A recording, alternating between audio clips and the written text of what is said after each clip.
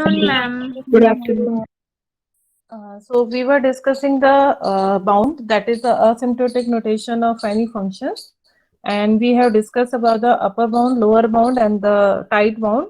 जिसमें हमने कहा था कि upper bound is known as the worst case of an algorithm, and lower bound is known as the best case of an algorithm, and tight bound is known as the average case of an algorithm. That was fine. Yes, ma'am. Okay. So whenever we are saying that an upper bound is represented by the big O notation, lower bound is represented by the big omega notation, and tight bound, that is the average case, is represented by the theta notation. Maybe all of you are familiar with the now what is the average bound, what is the lower bound, and what is the worst case. तीनों case के लिए हम क्या use करते हैं और उसका क्या पर्पस होता है. बाउंड का मतलब होता है that is the minimum time we need to run an algorithm. Worst case is maximum time needed to run an algorithm based on the number of inputs. क्योंकि सभी जो रनिंग टाइम्स होंगे that will be proportional to the number of inputs. And tight bound is known as the average case, यानी doesn't matter what will be the value of n, it will perform in this manner. So tight bound, lower bound and upper bound, आपकी ये 3 definitions हम लोगों ने पहले कल हमने discuss की थी. तो उसी से रिलेटेड हम आगे क्वेश्चंस करेंगे. और अभी हमने सिर्फ शायद ग्राफिकली जो देखा था वो अपर बाउंड ही देखा था, that is the big O notation कि इसकी डेफिनेशन क्या होती है. तो डेफिनेशन में हम लोगों ने पढ़ा था कि if there is a two function f of n and g of n, and after some iteration or based on the value of n and based on the value of c, if f of n is less than equal to g of n, then we can say f of n is upper bounded by the g of n, or we can say f of n is big O of g of n. यही हम लोगों ने discuss किया था कल. Yes, ma'am. Okay.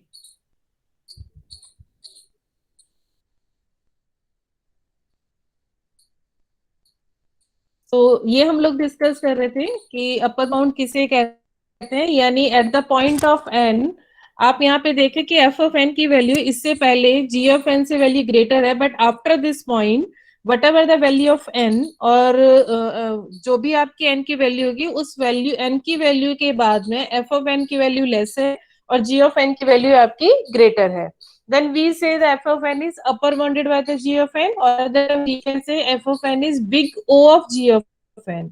यानी जहां पर आपकी f of n की वैल्यू लेस है और g of n की वैल्यू आपकी ग्रेटर है, then we will say the term big O notation. This is the mathematical definition of the upper bound notation. That is the if f of n and g of n be the asymptotic non-negative functions. Why we are using the non-negative function? Because we have to take the value of n from 0, not from the less than 0. That's why we are saying it is a non-negative number.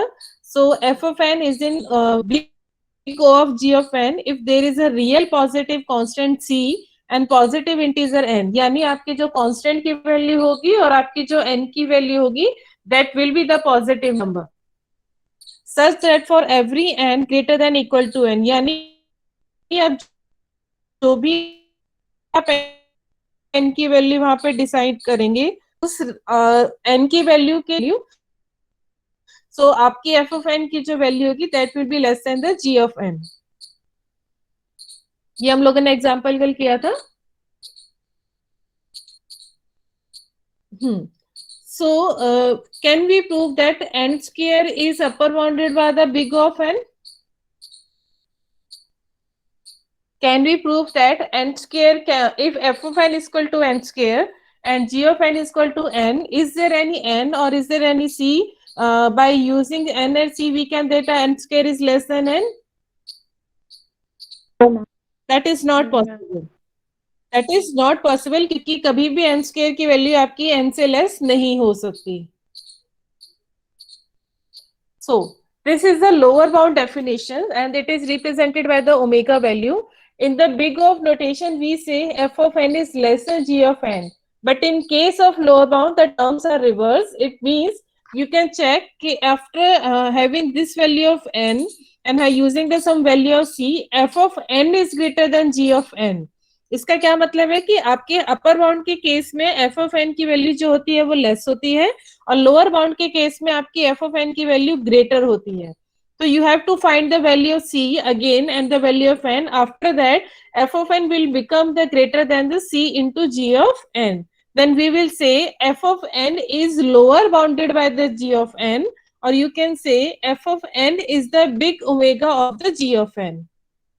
Are you getting this point?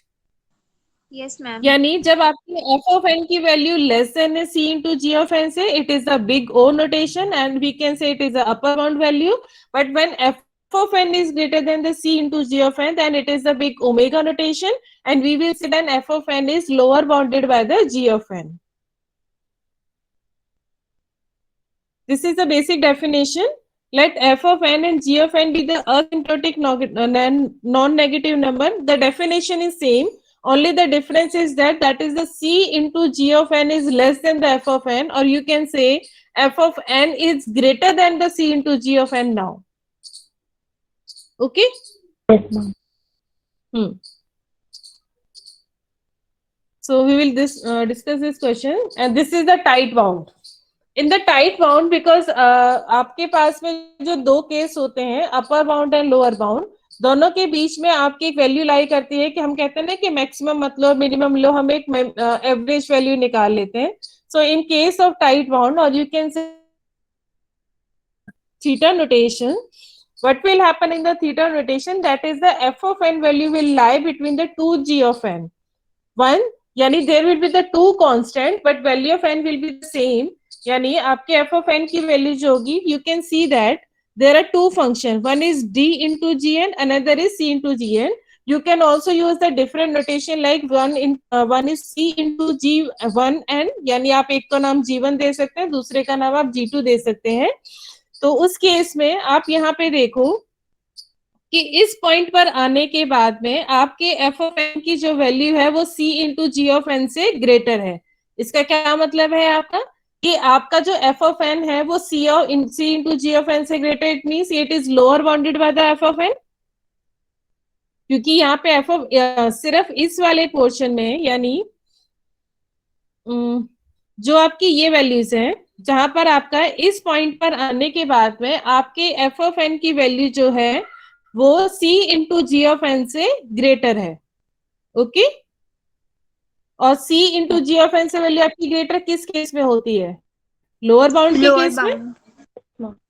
ठीक है. और दूसरा, इस point पर आप देखो कि यहाँ पर आपके d into ji of N की वैल्यू जब आप लेते हैं तो यहाँ पर आपके एफ ऑफ एन की वैल्यू लेस है और आपके d into ji of N की वैल्यू ग्रेटर है. तो ये कब होता है? जब आप अपर बाउंड यूज करते हैं. इसका क्या मतलब है कि आपके एफ ऑफ एन की जो वैल्यू लाई करेगी, that will lie between the d into g n and c into g n. ठीक है. So that will be known as the theta bound notation, and this is the basic definition of the theta notation, that is f of n will be less than into the d into g of n, but it will be greater than the c into gn. As you can see in the example, आपकी f of n की value greater है किससे? c into g of n से, but less है किससे? d into g of n से.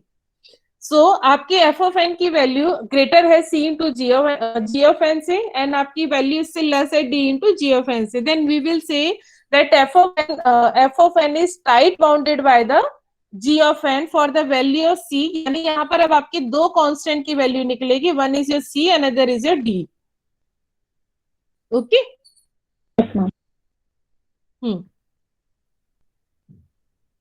तो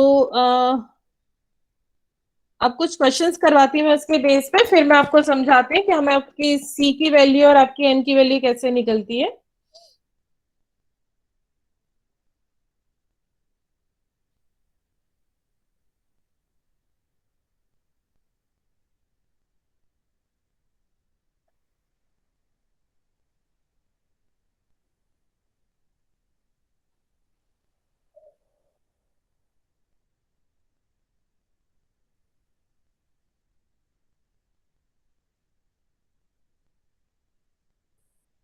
अगर मैं आपको एक एग्जांपल दूं, for example this is one,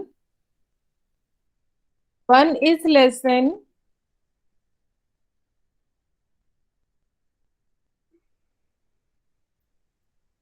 log n.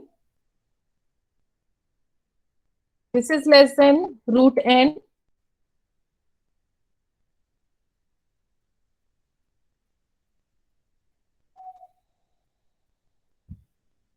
This is less than n. This is less than n log n.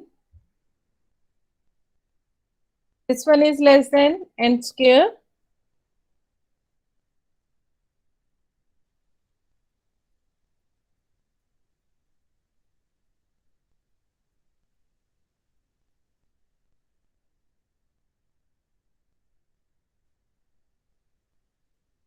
Now, this will be less than n cube. Now, this will be less than, अगर हम इस तरीके से move करते जाते हैं, like less than जब हम देखते हैं, this will be less than the 2 raised to power n, and this will be less than the 3 raised to power n, and this will be less than the n raised to power n.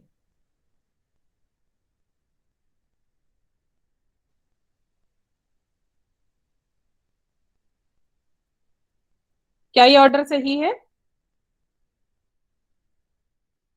Yes, ma'am. ठीक है. तो for example, अगर मैं यहाँ पे कहूँ,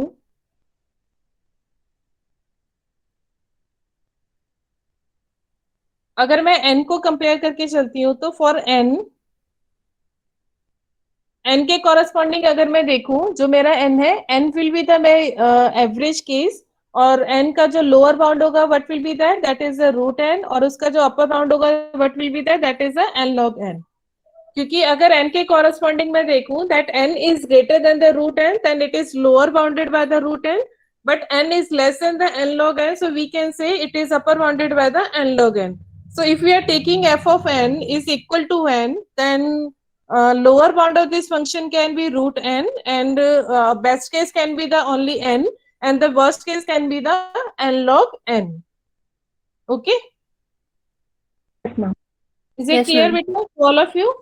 Yes, ma'am. I'm assuming कि अगर f of n की value is equal to n as per this series, तो आपके जो लोअर बाउंड की वैल्यू होगी as per the f of n, यानी तो मेरा g of n क्या निकल के आएगा if I am using the lower bound? Root n. Root n. And what will be the big of notation of the f of n? F of n is equal to n?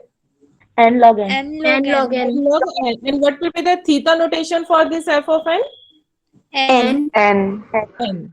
Okay. So now come to the some numerical example of this kind of question कि आपके exam में questions कैसे आते हैं. तो कल हम लोगों ने क्वेश्चन किया था जिसमें हम लोगों ने किया था कि f of x के, जिसमें मैंने बताया था कि आप कोई भी f of n की वैल्यू जो ले हैं, it will always he upper bounded by the highest term of the exponential. जो भी आपकी टर्म वहां पे दी होगी उसके कॉरेस्पॉन्डिंग आपकी जो भी हाईएस्ट पावर दी होगी, it will be always upper bounded by the that term. For example, जैसे हमने कल किया था x square plus 2x plus 1, ये क्वेश्चन हमने कल किया था. Yes, ma'am. Yes, ma'am. Square plus 2x plus 1, तो हमने उसमें किया था दैट इज हमने हर एक टर्म को, यानी मुझे बेसिकली क्या करना था कि x square plus 2x plus 1, it is upper bounded by the which value? X square. X square. Plus Okay. 2x plus 1. It is upper bounded by the, or you can say this value is equal to f of x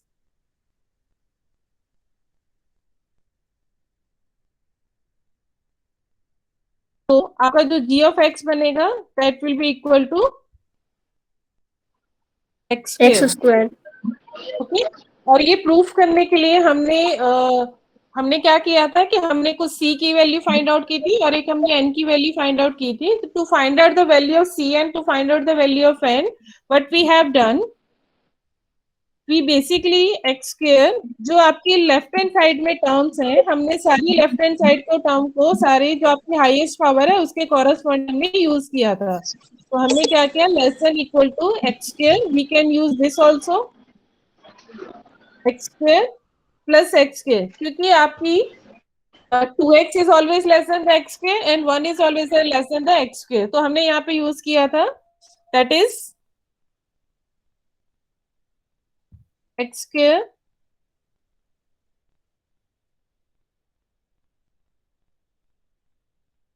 plus 2x plus 1 is less than equal to 3x square. So we have to find the value of now x. तो आप इस तरह से देखें तो ये आपकी कौन सी फॉर्म बन जाती है? That is f of x is less than equal to c into g of x. तो आप इसको इस तरह से कंपेयर करेंगे तो आपके f ऑफ x की वैल्यू क्या है? x square plus 2x plus 1 and g of x की वैल्यू क्या है आपकी? x square. और मेरी c की वैल्यू फिर क्या निकल के आएगी? 3. अब c की वैल्यू हमने फाइंड आउट कर ली है. इसके साथ हम ये भी कर सकते हैं कि अब हमें x की वैल्यू फाइंड आउट करनी है तो you have to put the first value of x equal to 1. तो जब आप 1 पुट करेंगे देन यू विल चेक कि क्या x की 1 इक्वल टू वैल्यू के लिए ट्रू है या फॉल्स है. एंड यू विल सी जब आप इसमें वैल्यू 1 पुट करते हैं तो आपका रिजल्ट क्या है? सही है या गलत है? फॉल्स है. फॉल्स है. लेकिन अगर मैं x की वैल्यू में 2 स्टार्ट करती हूँ then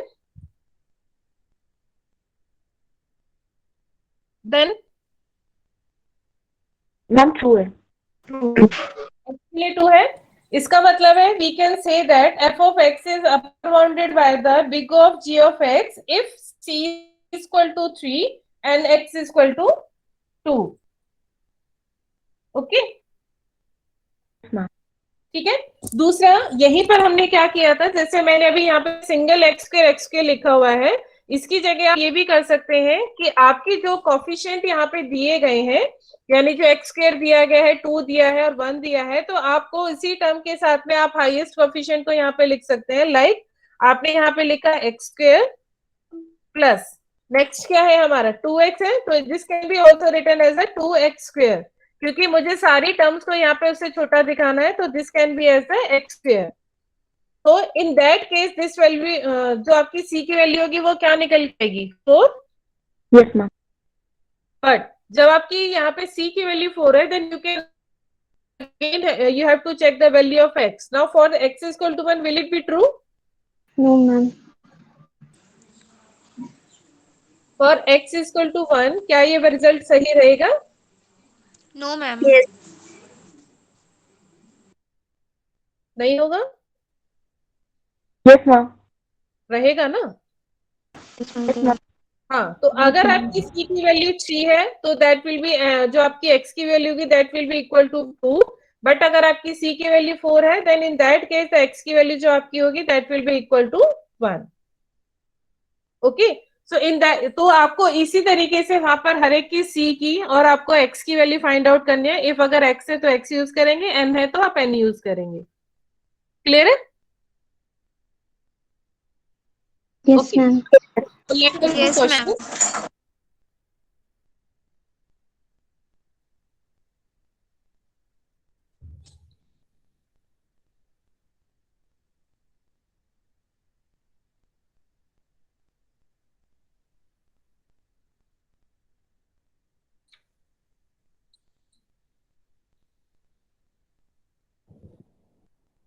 So f of n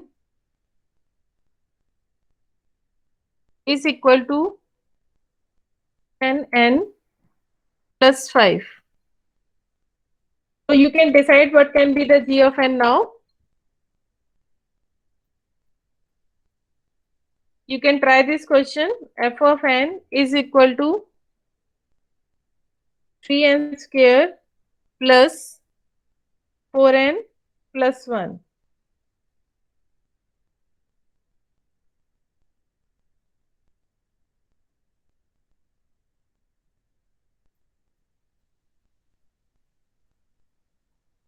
Next, f of n is equal to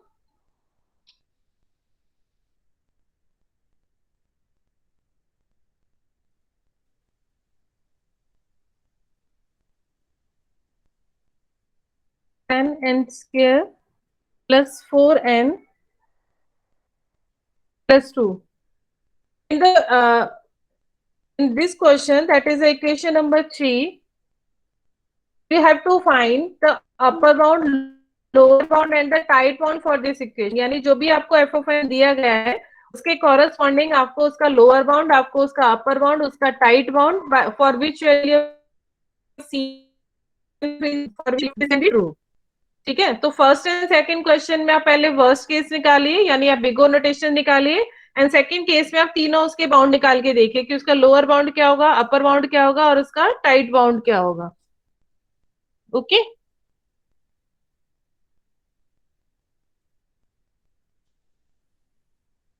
try करो इसको एक बार.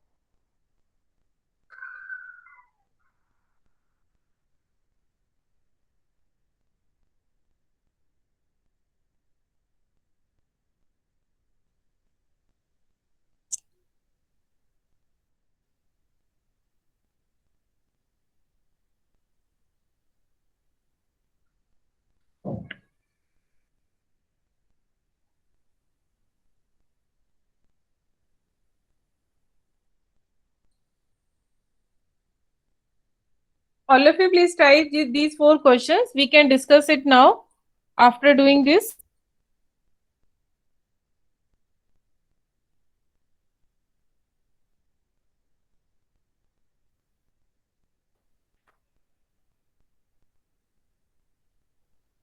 Ma'am, here g of n is equals to 2n is for the fourth question, na? Yes, Peter. Okay, ma'am. So you have to find the again f of n. Sorry, you have to find the tight bound for this option. Tight bound means you have to find the theta value of this value. For fourth, ma'am. And for finding the theta location is of c. This question, then we can discuss.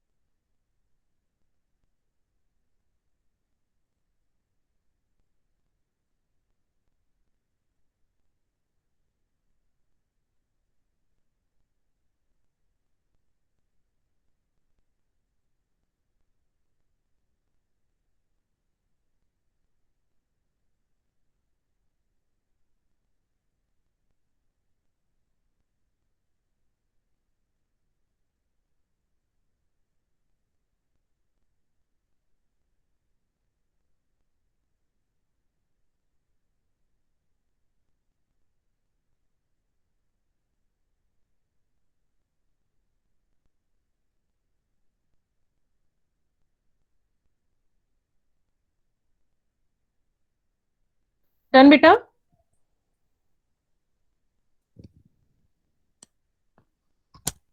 Done or not? Is it done or you are waiting? No, ma'am, not yet. अभी complete नहीं हुआ? Okay, try. Till then you can give me the attendance.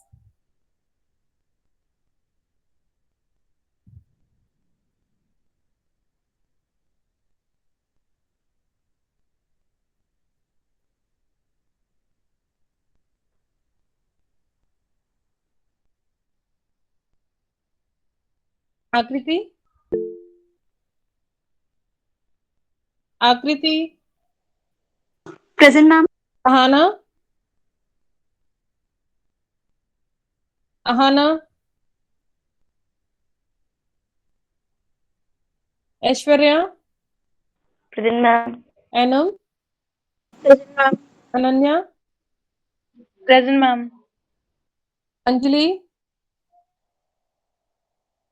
Yes, ma'am. Deepa, Present, ma'am. Anshika,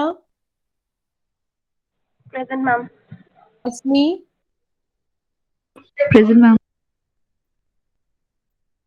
Aastha, Present, ma'am. Ayushi,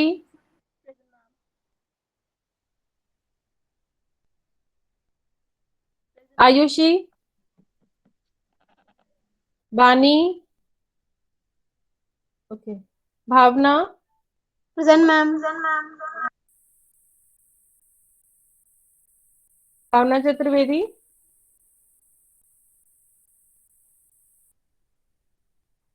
Diksha, Present, ma'am. Divyanshi, Present, ma'am. Ma'am, Ayushi has Parmeet, written chat box. Present, ma'am. Ayushi की लगा दी है मैंने, नहीं लगाई। नहीं लगाई ma'am. Harmeet Kaur, Present, ma'am. Himani, Present, ma'am. Janvi, Present, ma'am. Juhi, Present, ma'am. Khushi, Khushi Jaiswal, okay, Kiran, Present, ma'am. Lakshita, Akshita,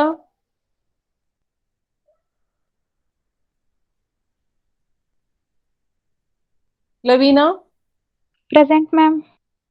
Meenakshi, Present, ma'am. Mudita, Present, ma'am. Nasreen,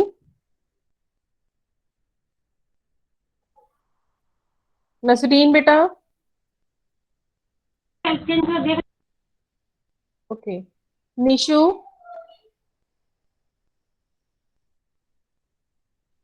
Nishu,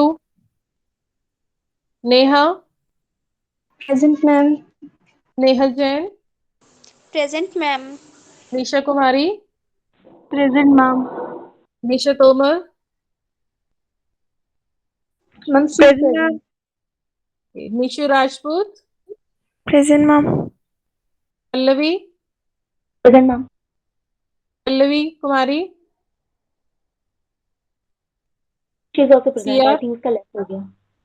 okay, Prachi, Present, ma'am. Pratiksha, Present, ma'am. Richa, Present, ma'am. Ridhima, Ma'am, she is present. Okay, Sakshi Gupta, Present, ma'am. Sakshi Singh, sorry Sakshi Saraswat, Present, ma'am. Sakshi Singh,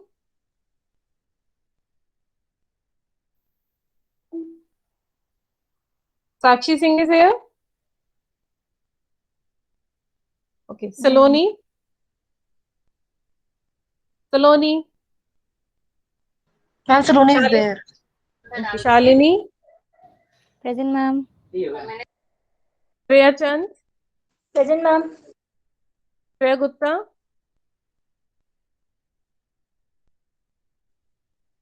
Simarpreet, Present, ma'am. Sneha Rani, Present, ma'am. Vinita, Present, ma'am. Yashika, Present, ma'am. Yashvi, Yashvi,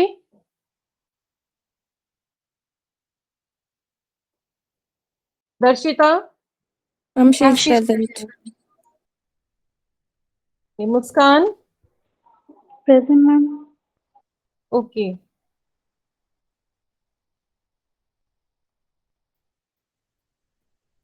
तो first question हुआ बेटा.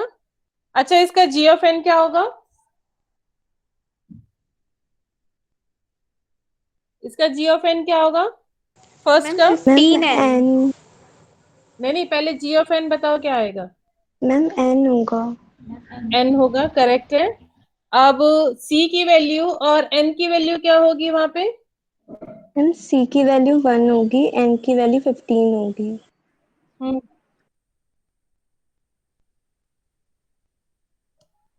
बेटा कल हम लोगों ने, मैंने आपको एक चीज और बताई थी, आपको याद हो कि instead of increasing the value of N we will try to increase the value of C. क्योंकि आपको याद हो कल आपको बताया गया था कि अगर आपकी, क्योंकि टाइम कॉम्प्लेक्सिटी होती है, it is proportional to the number of input. तो जैसे जैसे आप एन की वैल्यू इंक्रीज करते जाएंगे आपकी टाइम कॉम्प्लेक्सिटी इंक्रीज होती जाएगी. लेकिन अगर आपने कांस्टेंट को इंक्रीज किया है तो उसकी वजह से आपके कॉम्प्लेक्सिटी पे बहुत इफेक्ट नहीं पड़ता है. तो instead of increasing the value of N we will try to make sure that we can increase the value of C.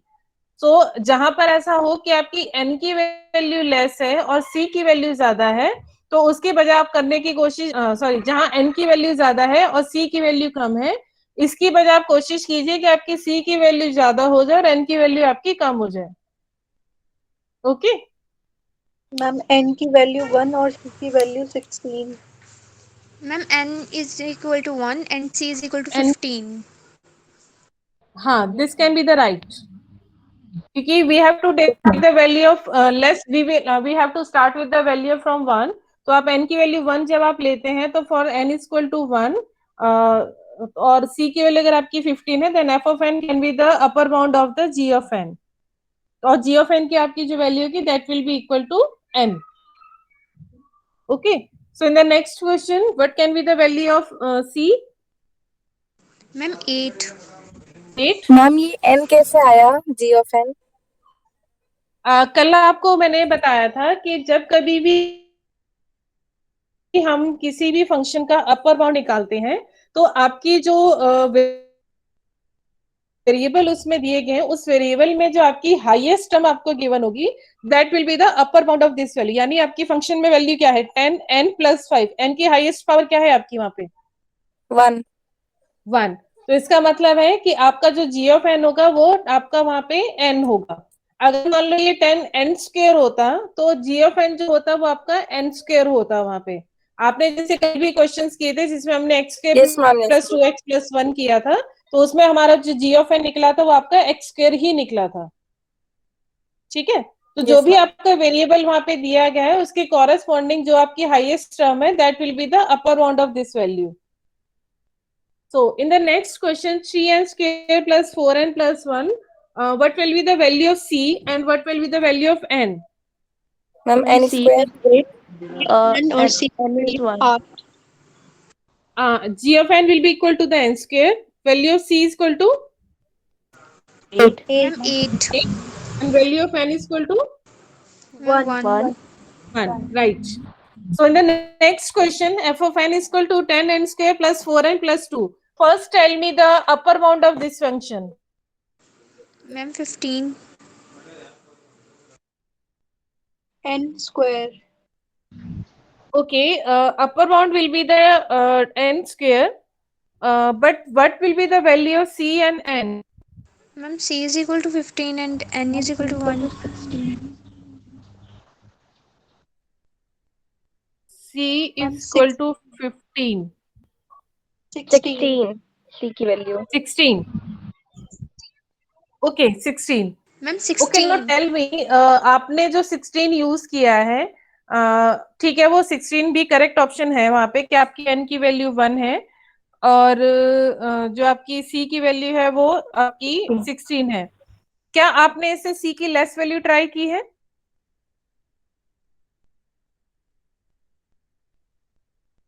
Yes ma'am, but ma'am उसके लिए वो मतलब ट्रू नहीं आ रहा है किसके लिए ट्रू नहीं आ रहा है?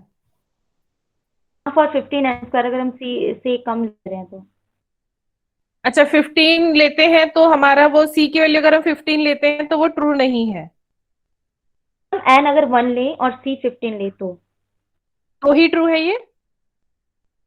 नो मैम, तब ट्रू नहीं है। ओके, तो यू मीन कि n is c is equal to 16 and n is equal to 1 के लिए आपका ट्रू है। Yes ma'am. All of you are saying this?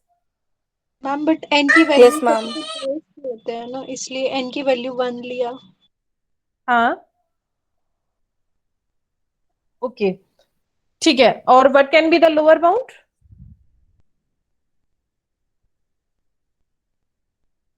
Ma'am 10। For c is equal to 10 और n की वैल्यू क्या होगी? 1। Yes ma'am. Yes, ma'am. ठीक है, तो आपका जब लोअर बाउंड वाली टर्म जब आप लिखेंगे, बट हाँ, उस केस में आपका g ऑफ n क्या होगा again? n square. Yes ma'am, n square.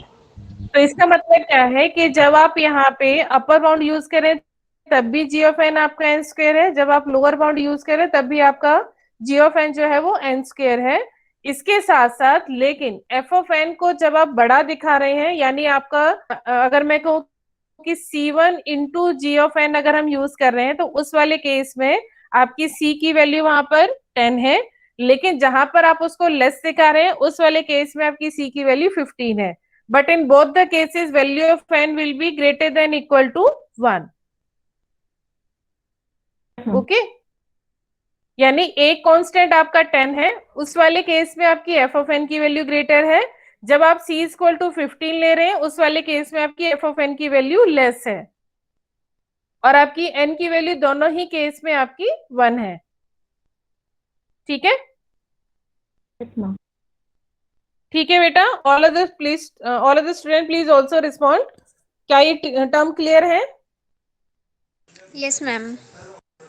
Okay. So in the next question, f of n is equal to 5 raised to power 2n plus n square, and g of n is equal to 2 of n.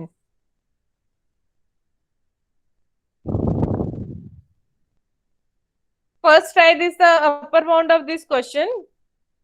Ma'am, n equal 1 and c equal 13. N equal to 1 and c is equal to 13. 30। Yes ma'am.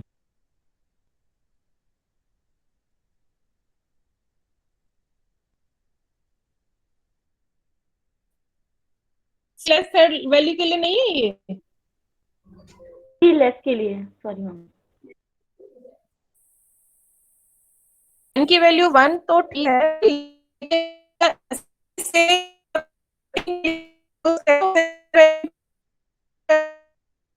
Ma'am.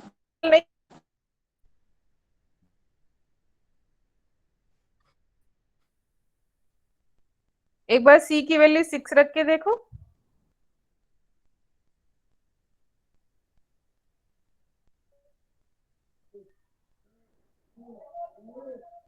And ma'am, N1 रखें.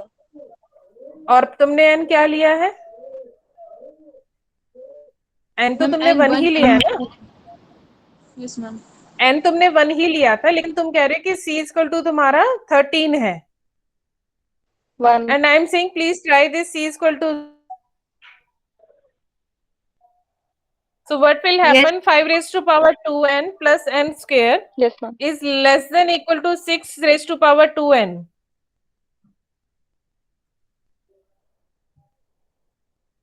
Ma'am 6 हो सकती, yes ma'am है।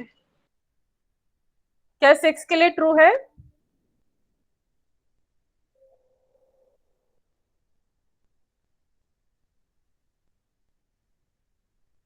बोलो बेटा। Yes ma'am, yes ma'am, true है। Yes ma'am, it is true. Okay 5 के लिए try किया। एक चीज याद रखना बेटा कि जब आप इस तरह के क्वेश्चंस कर रहे हैं, instead of going to the largest value, first start with the smallest value. ठीक है, C1 के लिए नहीं होगा, 2 के लिए नहीं होगा, तो सीधा 13 या 12 पे जाने से पहले उसकी आप पहले स्मॉल वैल्यू पे भी ट्राई कर सकते हैं। और ट्राई ही करना है, मतलब आपको पहले स्मॉलेस्ट वैल्यू लेनी है, सो दैट आप वहां पे क्लेम कर सकें कि इसके बाद में इसकी वैल्यू ग्रेटर ही रहेगी। अब जैसे आपने कहा कि C13 के लिए ये ट्रू है, इसका मतलब क्या है कि लेकिन अगर C=6 के लिए ट्रू है तो वहां पर आपका जो 7, 8, 9, 10 है तो वो तो आपकी लिस्ट से हट जाते हैं, तो उस केस में वो आपकी वैल्यू गलत हो जाएगी। तो आप 13 पे सीधा जाने की बजाय पहले आप थोड़ी स्मॉलेस्ट वैल्यू, ठीक है, आप n=1 लीजिए, लेकिन C की वैल्यू आप डायरेक्ट जंप करके मत जाइए, आप उसमें छोटे छोटे गैप के साथ में, मान लो हो सकता है 4 पे हो सकता है, 6 पे हो सकता है, 10 पे हो सकता है, तो इस तरह से वो वैल्यूज वहां पर आप ट्राई कीजिए। Okay ma'am. अच्छा, आपकी बुक में ना कुछ सॉल्व्ड एग्जाम्पल दिए गए हैं, सॉल्व्ड एग्जाम्पल रोजन की जो बुक है आपके वो दिए गए, एक बार आप उनको पढ़ लीजिएगा, और उसमें कोई डाउट हो तो आप पूछ सकते हैं, बट जो उसके सॉल्व्ड एग्जाम्पल हैं आप अपने आप खुद उसमें कर लीजिएगा। मैं इसमें एक चीज और आपको ये बता दूं कि जब आप जैसे अभी हमने जो अपर बाउंड निकाला है, लोअर बाउंड निकाला है, ये निकाला है, आप इसी तरीके से दो फंक्शंस को ऐड भी कर सकते हैं, यानी उनकी दो फंक्शंस की कॉम्प्लेक्सिटी को ऐड कर सकते हैं, दो फंक्शंस की कॉम्प्लेक्सिटी को मल्टीप्लाई कर सकते हैं। तो लेकिन जब आप दोनों फंक्शंस की कॉम्प्लेक्सिटी को मल्टीप्लाई करते हैं, ऑब्वियसली दो फंक्शंस होंगे तो दोनों फंक्शंस की अलग अलग कॉम्प्लेक्सिटी होगी। कॉम्प्लेक्सिटी का मतलब है कि दोनों फंक्शंस की अलग अलग g ऑफ n आपको गिवन होगा। तो जब आप दो फंक्शंस को ऐड करते हैं, ऐड करने के केस में आपका क्या होगा, तो जिस फंक्शन की, यानी जो g ऑफ n आपका ज्यादा होगा उस g ऑफ n को हम कंसीडर करते हैं। इसका क्या मतलब है, मान लो मेरे एक फंक्शन का जो g ऑफ n है वो n है, और दूसरे फंक्शन का जो g ऑफ n है वो n² है, और मैंने दोनों फंक्शंस को वहां पर ऐड करना है। तो इंस्टेड ऑफ एडिंग की n+n² उसका रिजल्ट होगा, हम क्या लेंगे, वहां पे जो लार्जेस्ट है दोनों का उस वैल्यू को हम कंसिडर करते हैं as a big O notation. What does it mean, यानी एक फंक्शन मेरे पास fn है, एक फंक्शन मेरे पास f2 है, दोनों की अलग अलग कॉम्प्लेक्सिटी दी गई है, एक g1 दी गई है और एक आपकी g2 दी गई है। जब मैं दोनों फंक्शंस को ऐड करती हूँ, यानी if I am using f1 plus f2, तो ऑब्वियसली इसके अकॉर्डिंग क्या होना चाहिए, g1 प्लस g2 ऐड होना चाहिए, होना चाहिए, लेकिन ऐसा नहीं होता। जब आप इस तरीके से एडिशन करते हैं तो instead of doing the g1 plus g2, what will we do, we actually take the largest value of that function, यानी आपका एक n है और दूसरा अगर आपका n² है, तो हम उन दोनों वैल्यू को ऐड नहीं करेंगे, हम वहां पे सिर्फ जो लार्जेस्ट मैक्स, यानी जो मैक्सिमम वैल्यू दोनों की होगी उस वैल्यू को हम दोनों का सम करके यूज करेंगे। क्यों करेंगे, क्योंकि आपका मालूम है कि अगर मैं n² लेती हूँ तो ऑटोमेटिकली n उसमें इन्वॉल्व होगा। अभी जो मैंने आपको रेंज दिखाई थी कि 1 है, log n है, देन n है, देन n² है, तो अगर आप n² लेते हैं तो इसका मतलब है कि उसमें से पहले जो उसकी स्मॉलेस्ट वैल्यू है वो ऑटोमेटिकली उसमें इन्वॉल्व है, उसमें इंक्लूडेड है। तो इसीलिए कभी भी जैसे अगर मैं n+n² मुझे लिखना है, तो instead of writing this n+n², we will write only the n², that is the maximum of the g of n. Okay? Okay बेटा? Yes ma'am. Yes, ma'am. Similarly, लेकिन जब आप उन दोनों को मल्टीप्लाई करते हैं तो मल्टीप्लाई के केस में आप मैक्सिमम नहीं लिखते, मल्टीप्लाई के केस में आप दोनों के उनको मल्टीप्लाई करते हैं, यानी आपका n इंटू n² दिया हो, n दिया हुआ और एक n² दिया हुआ है, तो वहां पर आप उन दोनों को मल्टीप्लाई करेंगे। अगर मैं एडिशन करती हूँ तो answer will be the n², लेकिन अगर मैं दोनों को मल्टीप्लाई करती हूँ यानी f1 इंटू f2 लिखती हूँ तो ऑब्वियसली g1 इंटू g2 लिखा जाएगा, तो उस वाले केस में जो आपका आंसर होगा n इंटू n² होगा, यानी उस केस में आप मल्टीप्लाई करेंगे। ठीक है, हाँ, तो आपकी बुक में इस पे बेस्ड कुछ 2-3 क्वेश्चन हैं, तो वो क्वेश्चंस आप लिखेंगे। एंड वन मोर थिंग, जब आपने लोअर बाउंड और अपर बाउंड दोनों चीजें निकाली हैं तो उस वाले केस में जो आप नोटेशन यूज करेंगे, यानी जैसे आपने 10n² 4n आपने यहाँ पे यूज किया, तो यहाँ पर जब आप इसका g ऑफ n मेंशन करेंगे तो we will use the theta notation, not we will use the big O notation, क्योंकि आपने उन दोनों का अपर बाउंड भी निकाला है, आपने उन दोनों का लोअर बाउंड भी निकाला है। तो उस वाले केस में जो आपका इसकी वैल्यू होगी that is g of n, this will be equal to the n square. Okay, जहां पर आप लोअर बाउंड और अपर बाउंड दोनों निकाल रहे हैं उस वाले केस में आप अलग अलग मेंशन नहीं करेंगे कि ये इसका लोअर बाउंड है, ये इसका अपर बाउंड है, आप वहां पर थीटा वैल्यू को यूज करेंगे। जहां पर आप सिर्फ लार्जेस्ट वैल्यू निकाल रहे हैं यानी आप बिग ओ नोटेशन यूज करें, वहां बिग ओ यूज करेंगे, लेकिन जैसे आपने स्मॉलेस्ट यूज किया है तो उस वाले केस में फिर आप ओमेगा साइन यूज करेंगे based on the what kind of question you are doing. अगर मैं कहती हूँ कि f of n is less than g of n है, then you will use the big O notation only. When you are saying f of n is greater than g of n, then you will use the only omega notation. But अगर आपने दोनों functions calculate किए हैं उस वाले case में आप वहां पे ना तो ओमेगा यूज करेंगे ना आप ओ यूज करेंगे, इन that case you will use the theta notation. ठीक है, ठीक है बेटा, Yes, ma'am. ओके आज के लिए इतना ही। नेक्स्ट टाइम फिर नेक्स्ट टॉपिक देखेंगे। आप एक बार इसको पढ़ लीजिएगा and the topic name is growth of function. ठीक है, और आपकी बुक में फैक्टोरियल का क्वेश्चन दिया है, अक्सर वो क्वेश्चन एग्जाम में आता है, तो कुछ सॉल्व्ड एग्जांपल मैं I am saying again and again, आपकी बुक में जो सॉल्व्ड एग्जांपल दिए हुए एक बार उनको सॉल्व करके देख लेना, क्योंकि एग्जाम में अक्सर क्वेश्चन उसमें से आता है। ठीक है, यस मैम। ओके आज के लिए इतना ही। सॉरी थोड़ा सा ओवरलैप हो गया है। मैम ठीक है, अभी आप